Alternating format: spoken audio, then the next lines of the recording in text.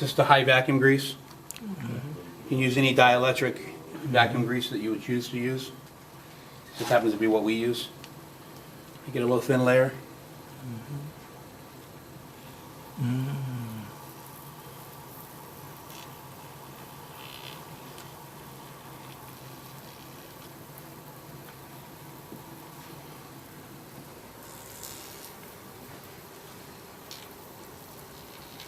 Just enough of a thin coating. Helps to keep it nice and lubed up, so that it doesn't get as dried and caked up. And you're supposed to be performing the preventive maintenance qualifications every 6 months. So usually it keeps it in good repair for the 6 months. With the additional that I still have on my fingers right now, I usually tend to take a little bit onto each one of these shafts here as I'm going around. Because then I'm going to take it and I'm going to run it up inside. Instead of using oil up inside, I'll use the grease up inside. So now I'll simply take this and I'll pull each one of these up and down a couple of times. Okay. It pulls it up inside of there, gets it nice and lubed.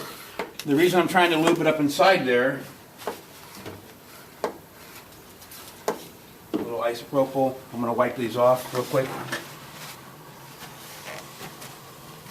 Wipe any of the residue off of there. Okay.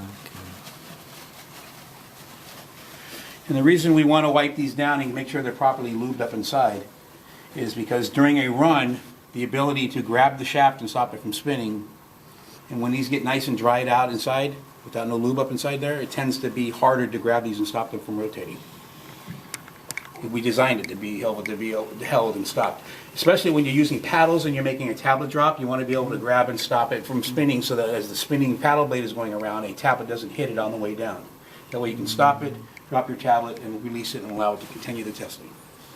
So I always lube that up during a preventive maintenance package.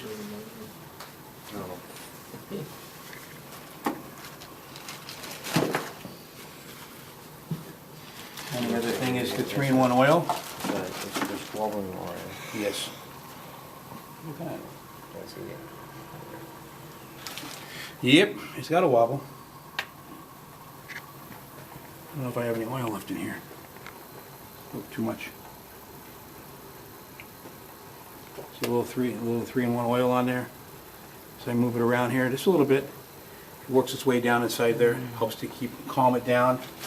A lot of times when you get any squeals and squeaks, they're usually occurring from any one of the idler wheels that are occurring. Simply wipe off the excess.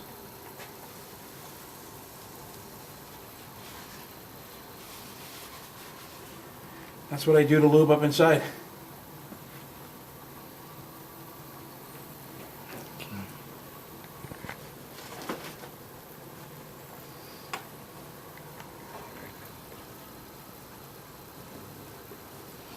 And as I said, the other, I don't know why I think, there we go.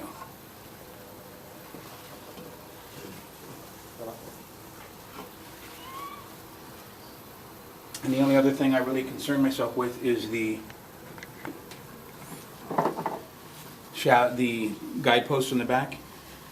So I usually take a little bit of 3-in-1 oil.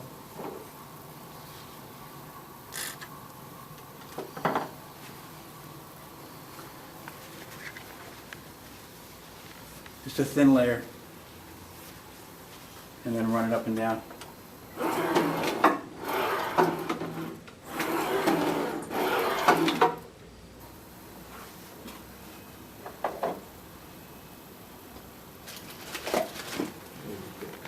And that's what we do for preventive maintenance.